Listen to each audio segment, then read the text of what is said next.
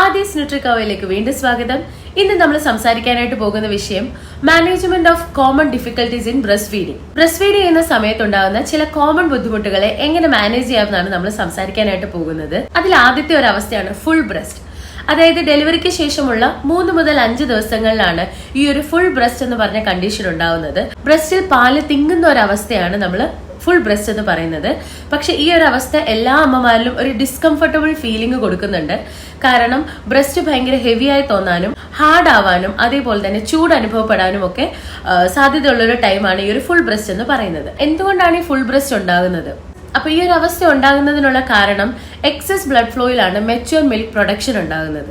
അപ്പൊ നമുക്കിത് എങ്ങനെ മാനേജ് ചെയ്യാം? കുഞ്ഞിന് അമ്മയുമായിട്ട് ഒരു അറ്റാച്ച്മെന്റ് ഉണ്ടാകണം എന്നുള്ളതാണ് അതിൽ ആദ്യത്തെ കാര്യം. കാരണം അങ്ങനെ സംഭവിക്കുമ്പോൾ തന്നെ കുഞ്ഞ് പ്രോപ്പറായിട്ട് ഫീഡ് ചെയ്യാൻ തുടങ്ങും.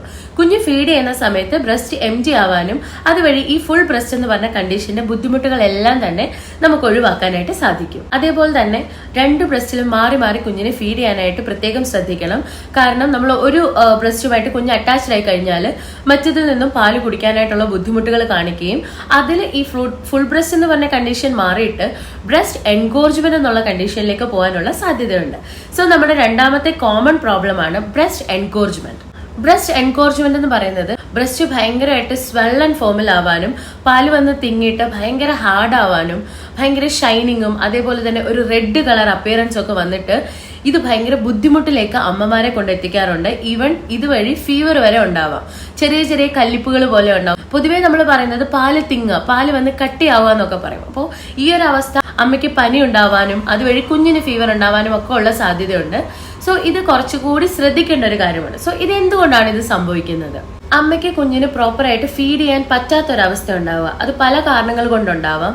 ചിലപ്പോൾ കുഞ്ഞിന് സക്ക് ചെയ്യാനുള്ള ബുദ്ധിമുട്ടുണ്ടാകാം, അല്ലെങ്കിൽ എന്തെങ്കിലും കണ്ടീഷൻ കൊണ്ട് അമ്മയ്ക്ക് കുഞ്ഞിനെ ഫീഡ് ചെയ്യാൻ പറ്റും. അമ്മയ്ക്ക് എന്തെങ്കിലും കോംപ്ലിക്കേഷൻ ആയിട്ട് മാറ്റിയിരിക്കുകയാണെങ്കിൽ കുഞ്ഞിന് ഫീഡ് ചെയ്യാൻ പറ്റാത്ത ബുദ്ധിമുട്ടുകളായിട്ട് NICU ആണെങ്കിലോ അങ്ങനെ എന്തെങ്കിലുമൊക്കെ കാരണങ്ങൾ കൊണ്ട് കുഞ്ഞിനെ ഫീഡ് ചെയ്യാൻ പറ്റാത്ത അവസ്ഥയാണെങ്കിലാണ് ഈ ഒരു എൻഗോർജ്മെന്റ് സംഭവിക്കുന്നത്. കാരണം മിൽക്ക് ഫുള്ളായിട്ട് വന്ന് ബ്രസ്റ്റിൽ കട്ടിയായിട്ട് നിൽക്കുകയാണ്, നമുക്ക് എംറ്റി ചെയ്യാൻ പറ്റുന്നില്ല എന്നുണ്ടെങ്കിൽ ഈ ഒരു മിൽക്ക് എൻഗോർജ്മെന്റ് എന്നുള്ള കണ്ടീഷൻ ഉണ്ടാകുന്നത്. എങ്ങനെയാണ് നമുക്ക് ഇതിനെ മാനേജ് ചെയ്യാൻ പറ്റുന്നത്? എപ്പോഴും ബ്രസ്റ്റ് ഫീഡ് ചെയ്യുന്നതിന് മുൻപായിട്ട് ചൂടുള്ള തുണിയോ അല്ലെങ്കിൽ ഒരു കോട്ടൺ പാഡൊക്കെ യൂസ് ചെയ്തിട്ട് വാം വാട്ടറിൽ മുക്കിയിട്ട് നമുക്ക് ബ്രസ്റ്റ് ഒന്ന് നന്നായിട്ട് കംപ്രസ് ചെയ്ത് കൊടുത്താൽ മിൽക്ക് ഫ്ലോ സ്റ്റിമുലേറ്റ് ചെയ്യും. അപ്പൊ ആ വഴി പാല് നോർമൽ ആയിട്ട് പുറത്തേക്ക് വരികയും ഈ പറഞ്ഞ ബ്രസ്റ്റ് എൻകോർജ്മെന്റ് ഒഴിവാക്കാനായിട്ടും സാധിക്കും. അതേപോലെ തന്നെ കുഞ്ഞിനെ ഫീഡ് ചെയ്യുന്ന സമയത്ത് നമുക്ക് ബ്രസ്റ്റിലെ കല്ലിപ്പുള്ള സ്ഥലങ്ങളിലൊക്കെ തന്നെയും നന്നായിട്ടൊന്ന് തടവി കൊടുക്കുകയാണെന്നുണ്ടെങ്കിൽ, നന്നായിട്ടൊന്ന് കംപ്രസ് ചെയ്ത് കൊടുക്കുകയാണെങ്കിൽ മിൽക്ക് ഫ്ലോ നോർമൽ ആവുകയും അതുപോലെ തന്നെ ഈ പറഞ്ഞ ബ്രസ്റ്റ് എംറ്റി ആവുന്ന സമയത്ത് ഈ പറഞ്ഞ ബുദ്ധിമുട്ടുകളെല്ലാം ഒഴിവാവുകയും ചെയ്യും.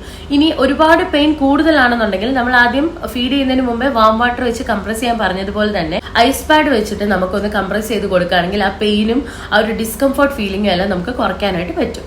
ബ്ലോക്ക് മിൽക്ക് ഡക്ട് എന്ന് പറയുന്നത് പാല് കട്ടിയാവുക. പാല് കട്ടിയായി നിൽക്കുന്ന സമയത്ത് ചെറിയ ചെറിയ വീക്കം പോലെ നമുക്ക് ബ്രസ്റ്റിൽ ഫീൽ ചെയ്യും. കട്ടിയുള്ള ഭാഗത്തെല്ലാം ചുമന്ന തടിപ്പ് പോലെ കാണുകയും ചെയ്യുന്നു. ഇത് അമ്മമാർക്ക് അതിഭയങ്കരമായിട്ടുള്ള പെയിനും അതേപോലെ തന്നെ ഒരു ഡിസ്കംഫർട്ട് ഫീലും കൊടുക്കുന്നുണ്ട്. ഇതിനെയാണ് നമ്മൾ ബ്ലോക്ക്ഡ് മിൽക്ക് ഡക്ട് എന്ന് പറയുന്നത്. എന്തുകൊണ്ടാണ് ഇത് സംഭവിക്കുന്നത്? ഇത് വരുന്നത് നമുക്ക് കുഞ്ഞിന് പ്രോപ്പറായിട്ട് ലാച്ച് ചെയ്യാൻ പറ്റുന്നില്ല, കുഞ്ഞിന് പ്രോപ്പറായിട്ട് സക്ക് ചെയ്യാൻ പറ്റുന്നില്ല എന്നുണ്ടെങ്കിൽ ഈ ഒരു ബുദ്ധിമുട്ട് ഭയങ്കരമായിട്ട് കൂടാം. അതേപോലെ തന്നെ നമുക്ക് ഫീഡ് ചെയ്യാൻ പറ്റുന്നില്ല, പ്രോപ്പറായിട്ട് കുഞ്ഞ് പാല് വലിച്ചു കുടിക്കുന്നില്ല എന്നുണ്ടെങ്കിലും ഈ പറഞ്ഞ ബുദ്ധിമുട്ടുകൾ ഉണ്ടാവും. അവിടെ എവിടെയായിട്ട് കട്ടിയായി കിടക്കുകയും അത് അതിഭയങ്കരമായിട്ടുള്ള പെയിൻ ഉണ്ടാവുകയും ചെയ്യുന്നുണ്ട്. ആഫ്റ്റർ ഡെലിവറി ഒരുപാട് ടൈറ്റ് ആയിട്ടുള്ള ഡ്രസ്സ് ഇടുന്നത് വഴിയും ഈ പറഞ്ഞ ഒരു മിൽക്ക് ഡക്റ്റിനെ ബ്ലോക്ക് ചെയ്യുന്നതായിട്ട് കാണാം. അതും ഈ പറഞ്ഞ പെയിനും ലംപ് ഫോർമേഷനും റെഡിഷ് കളറും ഒക്കെ ഉണ്ടാകാനും കാരണമാകുന്നുണ്ട്. നമുക്കിതിനെ എങ്ങനെ മാനേജ് ചെയ്യാം? ഇതിനെ മാനേജ് ചെയ്യാന്ന് പറയുന്നത് കുഞ്ഞിനെ കൊണ്ട് ഫീഡ് എടുപ്പിക്കുക എന്നുള്ളതാണ്. ഇത് അവോയ്ഡ് ചെയ്യാനുള്ള ഏറ്റവും ബെസ്റ്റ് മെത്തേഡ് എന്ന് പറയുന്നത് കുഞ്ഞിനെ കൊണ്ട് ഫീഡ് ചെയ്യിപ്പിക്കുക എന്നുള്ളതാണ്. ഇനി അതല്ല എന്നുണ്ടെങ്കിൽ പമ്പ് ചെയ്ത് മാറ്റുക. ഷോർട്ട് പീരീഡ് ഓഫ് ടൈമിൽ വെച്ചിട്ട് മിൽക്ക് പമ്പ് ചെയ്ത് മാറ്റുകയാണെങ്കിലും ഈ ഒരു മിൽക്ക് ഡക്റ്റിൽ ഉണ്ടാവുന്ന ബ്ലോക്ക് നമുക്ക് ഒഴിവാക്കാനായിട്ട് സാധിക്കും. ഇത്രയും ബുദ്ധിമുട്ടാണെങ്കിലും നമ്മളൊരു പോസിറ്റീവ് ബ്രസ്റ്റ് ഫീഡിങ്ങിന് എപ്പോഴും ശ്രമിച്ചുകൊണ്ടിരിക്കണം. കാരണം കുഞ്ഞ് ഫീഡ് എടുത്തില്ല എന്നുണ്ടെങ്കിലും അതിന്റെ ബുദ്ധിമുട്ടുകളെല്ലാം അമ്മമാർക്കാണ് ഉണ്ടാവുന്നത്. സോ കുഞ്ഞിന്റെ പൊസിഷൻ മാറ്റി കുഞ്ഞിനെ കംഫർട്ട് ആകുന്ന തരത്തിൽ കുഞ്ഞിന് ലാച്ച് ചെയ്യാൻ പറ്റുന്ന രീതിയിലൊക്കെ നമ്മളൊന്ന് ഫീഡ് ചെയ്യാൻ ശ്രമിക്കുക എന്നുള്ളത് ഈ പറഞ്ഞ എല്ലാ ബുദ്ധിമുട്ടുകളിലും കോമൺ ആയിട്ട് നമ്മൾ പരീക്ഷിക്കേണ്ട ഒരു കാര്യം തന്നെയാണ്. അടുത്ത കണ്ടീഷൻ എന്ന് പറയുന്നത് സോർ നിപ്പിൾ അല്ലെങ്കിൽ ഫിഷർ നിപ്പിൾ. അതായത് അതിഭയങ്കരമായിട്ടുള്ള പെയിൻ നിപ്പിൾ ഭാഗത്ത് ഫീൽ ചെയ്യുക. കുഞ്ഞ് സക്ക് ചെയ്യുന്ന സമയത്തൊക്കെ അസഹനീയമായ വേദന അനുഭവപ്പെടുന്നതിനാണ് നമ്മൾ ഈ ഫിഷർ നിപ്പിൾ എന്ന് പറയുന്നത് അല്ലെങ്കിൽ സോർ നിപ്പിൾ എന്ന് പറയുന്നത്. ഇത് കൂടുതലായിട്ടും ഉണ്ടാവാനുള്ള കാരണം കുഞ്ഞിന് പ്രോപ്പറായിട്ട് ഫീഡ് എടുക്കാൻ പറ്റുന്നില്ല എന്നുണ്ടെങ്കിൽ കുഞ്ഞ് നിപ്പിൾ വലിക്കുന്ന സമയത്തൊക്കെ ഈ ഒരു ബുദ്ധിമുട്ടുണ്ടാവുന്നതാണ്. കുഞ്ഞിന് പ്രോപ്പറായിട്ട് സക്ക് ചെയ്യാൻ പറ്റുന്നില്ല എന്നുണ്ടെങ്കിലാണ് ഈ ഒരു അവസ്ഥ ഉണ്ടാകുന്നത്. പൊസിഷൻ മാറ്റി കുഞ്ഞിനെ കൊണ്ട് ഫീഡ് എടുപ്പിക്കുക എന്നുള്ളതാണ്. കുഞ്ഞിനെ പൊസിഷനൊക്കെ മാറ്റിയിട്ട് കുഞ്ഞൊന്ന് ഫീഡ് എടുത്തു തുടങ്ങുമ്പോൾ തന്നെ ഈ പറഞ്ഞ ബുദ്ധിമുട്ടുകൾ നമുക്ക് ഒഴിവാക്കാനായിട്ട് പറ്റും. നോർമൽ ഫീഡ് കുഞ്ഞെടുത്ത് തുടങ്ങുമ്പോൾ ഈ പറഞ്ഞ ബുദ്ധിമുട്ട് മൊത്തത്തിൽ നമുക്ക് ഒഴിവാകും. അടുത്തതാണ് മാസ്റ്റൈറ്റിസ്. മാസ്റ്റൈറ്റിസ് എന്ന് പറയുന്നത് ബ്രസ്റ്റ് എൻഗോർജ്മെന്റിൽ നിന്നും എക്സ്ട്രീംലി ഡിഫറെന്റ് ആണ്. കാരണം രണ്ട് ബ്രസ്റ്റിനും ഇത് അഫക്റ്റ് ആവുന്നുണ്ട്. അതിഭയങ്കരമായിട്ട് ഹാർഡ് ആവുകയും അതിഭയങ്കരമായിട്ടുള്ള പെയിൻ ഉണ്ടാവുകയും രണ്ട് ബ്രസ്റ്റും റെഡ് കളറിലാവാനും അമ്മയ്ക്ക് ഫീവറും അതേപോലെ തന്നെ തീരെ സുഖമില്ലാത്ത ഒരവസ്ഥയിലേക്ക് കൊണ്ടെത്തിക്കുന്ന ഒരു കണ്ടീഷനാണ് ഈ മാസ്റ്റൈറ്റിസ് എന്ന് പറയുന്നത്. കൂടുതലായിട്ടും ഇത് ഡെലിവറിക്ക് ശേഷം ഒരു 2-3 വീക്സിനുള്ളിലാണ് ഇത് കണ്ടുവരാറ്. പ്രോപ്പർ ട്രീറ്റ്മെന്റ് എടുത്തു കഴിഞ്ഞാൽ എത്രയും പെട്ടെന്ന് ഒഴിവാകുന്ന ഒരു കാര്യമാണ്, അല്ലാതെ ഒരു ക്രോണിക് കണ്ടീഷൻ ഒന്നും അല്ല. ഇതിന്റെയും പ്രധാനപ്പെട്ട റീസൺ എന്ന് പറയുന്നത് കുഞ്ഞ് പ്രോപ്പർ ഫീഡ് എടുക്കുന്നില്ല എന്നുള്ളത് തന്നെയാണ്. പാല് വന്ന് തിങ്ങിയിട്ടുണ്ടാവുന്ന ബുദ്ധിമുട്ടുകളാണ് നമ്മൾ ഇത്രയും പറഞ്ഞതെല്ലാം തന്നെ. സോ അതിനാദ്യം ചെയ്യേണ്ടത് കുഞ്ഞിനെ ഫീഡ് പ്രോപ്പറായിട്ട് എടുപ്പിക്കുക, കുഞ്ഞിനെ കംഫർട്ടബിൾ പൊസിഷനിലാക്കുക, കുഞ്ഞിന്റെ ലാച്ചിങ് നോർമൽ ആക്കുക. അപ്പൊ നമ്മൾ ആദ്യം പറഞ്ഞ പോലെ തന്നെ കുഞ്ഞിനെ കൊണ്ട് ഫീഡ് എടുപ്പിക്കുക, കുഞ്ഞിനെ കംഫർട്ട് ആക്കുന്ന രീതിയിൽ പൊസിഷൻ മാറ്റിക്കൊണ്ട് ഫീഡ് ചെയ്യിപ്പിക്കുക എന്നുള്ളതാണ് ഫസ്റ്റ് നമ്മൾ ശ്രദ്ധിക്കേണ്ട കാര്യം. രണ്ടാമതായിട്ട് ഷോർട്ട് പീരീഡിൽ ഫീഡ് ചെയ്യാനായിട്ട് ശ്രമിക്കുക. മിൽക്ക് ഫ്ലോ സ്റ്റിമുലേറ്റ് ആവുകയും അതുവഴി ഈ പറഞ്ഞ ബുദ്ധിമുട്ടുകൾ കുറച്ച് കുറയ്ക്കാനും പറ്റും. ഒരു 24 hours മേലെയും ഈ ഒരു ബുദ്ധിമുട്ട് നിൽക്കുകയാണ്, ബ്രസ്റ്റ് ഭയങ്കരമായിട്ട് റെഡ് കളർ ആവുന്നു, ഭയങ്കര പെയിൻ ആണ്, സിവിയർ ഫീവർ ഒക്കെ വരികയാണെങ്കിൽ തീർച്ചയായിട്ടും നമ്മളൊരു ഡോക്ടറെ പോയി കണ്ടിട്ട് അതിന്റെ പ്രോപ്പർ മെഡിസിൻസ് എടുത്തിട്ട് കുഞ്ഞിനെ ഫീഡ് ചെയ്യേണ്ടതാണ്.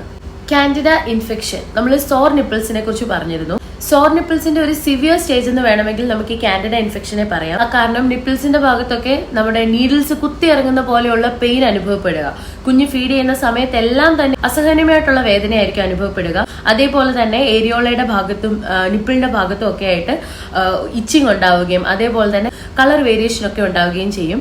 ഇതിന് നമ്മൾ എന്താണ് മാനേജ്മെന്റ് എന്ന് പറഞ്ഞാൽ പ്രോപ്പർ ഡോക്ടർ കൺസൾട്ടേഷൻ എടുത്ത് മെഡിസിൻ എടുക്കുക എന്നുള്ളത് മാത്രമാണ് ഇതിന്റെ ഒരു സൊല്യൂഷൻ എന്ന് പറയുന്നത്. കാൻഡിഡ ഇൻഫെക്ഷൻ എന്ന് പറയുന്നത് ഒരു ഫംഗൽ ഇൻഫെക്ഷൻ ആണ്. കാൻഡിഡ ആൽബിക്കൻസ് വഴി ഉണ്ടാകുന്ന ഒരു ഇൻഫെക്ഷൻ ആണത്. സോ പ്രോപ്പർ മെഡിക്കൽ ട്രീറ്റ്മെന്റ് തന്നെയാണ് ഇതിന്റെ സൊല്യൂഷൻ എന്ന് പറയുന്നത്. പിന്നീടുള്ള ഒരു അവസ്ഥയാണ് ലോ ബ്രസ്റ്റ് മിൽക്ക് എന്ന് പറയുന്നത്. അതായത് അമ്മമാരിൽ പാലിന്റെ അളവ് വളരെയധികം കുറഞ്ഞു കാണുക. ഇതൊരു കോമൺ ഇഷ്യൂ ആണ്. ഇതിന് പല കാരണങ്ങൾ വരാം. നമ്മൾ പ്രോപ്പറായിട്ട് കുഞ്ഞിനെ ഫീഡ് ചെയ്തില്ല എന്നുണ്ടെങ്കിൽ നമ്മളുടെ മിൽക്ക് പ്രൊഡക്ഷൻ പ്രോപ്പറായിട്ട് കുഞ്ഞുങ്ങളെ ഫീഡ് ചെയ്യുന്നില്ല എന്നുണ്ടെങ്കിൽ മിൽക്ക് പ്രൊഡക്ഷൻ സ്വതവേ കുറഞ്ഞു വരുന്നതായിട്ട് കാണാം. ഇതല്ലാതെ അമ്മമാരിലുണ്ടാവുന്ന മാൽന്യൂട്രീഷനും ഒരു റീസൺ തന്നെയാണ്. ഈ ലോ ബ്രസ്റ്റ് മിൽക്കിന്റെ ഒരു റീസൺ തന്നെയാണ്. അമ്മമാർ പ്രോപ്പറായിട്ട് ന്യൂട്രിയൻസ് ഒന്നും എടുക്കുന്നില്ല എന്നുണ്ടെങ്കിലും ബ്രസ്റ്റ് മിൽക്ക് ഭയങ്കരമായിട്ട് കുറയുന്നത് കാണാം. അതേപോലെ തന്നെ ഫീഡിംഗ് ടൈം കുറഞ്ഞു വരുമ്പോൾ എപ്പോഴും മിൽക്ക് പ്രൊഡക്ഷൻ ഉണ്ടാവുക കുഞ്ഞിന്റെ ഡിമാൻഡ് അനുസരിച്ചാണ്.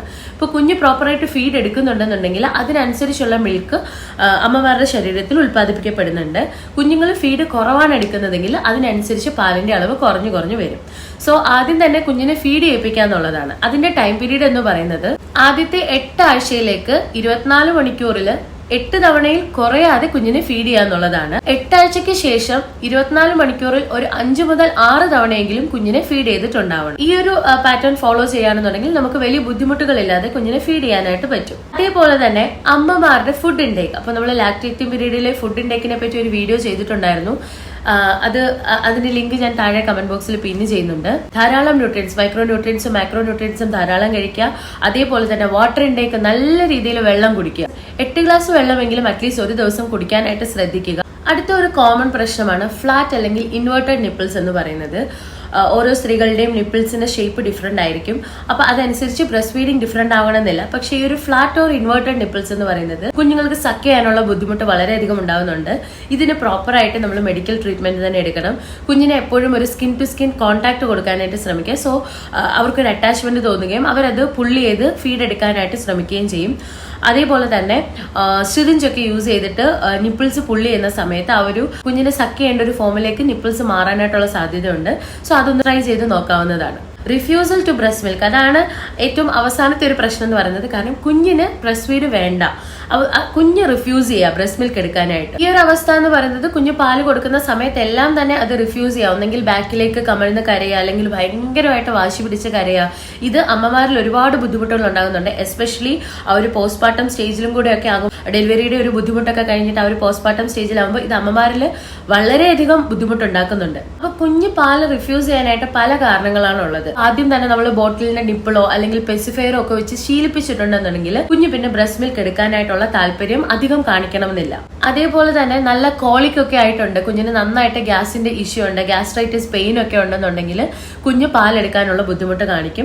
കുഞ്ഞിന് ബ്രസ്റ്റുമായിട്ടുള്ള അറ്റാച്ച്മെന്റ് കുറവാണെന്നുണ്ടെങ്കിൽ, ആ ഒരു സ്കിൻ ടു സ്കിൻ കോണ്ടാക്ട് ഇല്ല എന്നുണ്ടെങ്കിലും കുഞ്ഞ് പാല് എടുക്കാനുള്ള ബുദ്ധിമുട്ട് കാണിക്കുന്നതാണ്.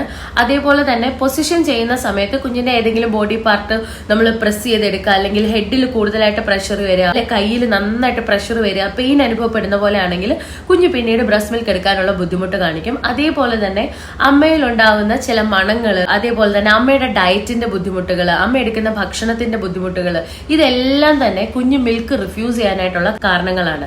അതേപോലെ തന്നെ പെട്ടെന്ന് എൻവയോൺമെന്റ് മാറ്റുക, കുഞ്ഞിന് കംഫർട്ട് അല്ലാത്ത രീതിയിൽ നമ്മൾ ബ്രസ്റ്റ് ഫീഡ് ചെയ്യുക, ഇതൊക്കെ തന്നെയും കുഞ്ഞ് പാല് റിഫ്യൂസ് ചെയ്യാനായിട്ടുള്ള കാരണങ്ങളാണ്. കുഞ്ഞുങ്ങൾ പാല് എടുക്കാൻ ബുദ്ധിമുട്ട് കാണിക്കുന്നതിന്റെ ഒരു മാനേജ്മെന്റ് എന്ന് പറയുന്നത് കുഞ്ഞിനെ കംഫർട്ട് ആക്കുക എന്നുള്ളതാണ്. ചിലപ്പോൾ നമ്മൾ ബ്രസ്റ്റ് മിൽക്ക് കൊടുക്കുന്ന സമയത്ത് ബ്രസ്റ്റ് ഷെയ്ക്ക് ചെയ്യുന്നുണ്ടെങ്കിൽ കുഞ്ഞെടുക്കാനുള്ള മടി കാണിക്കും. ചിലപ്പോൾ നമ്മൾ തല ഒരുപാട് പ്രസ് ചെയ്യുന്നുണ്ടെങ്കിൽ കുഞ്ഞെടുക്കാനുള്ള മടി കാണിക്കും എന്ന് പറഞ്ഞു.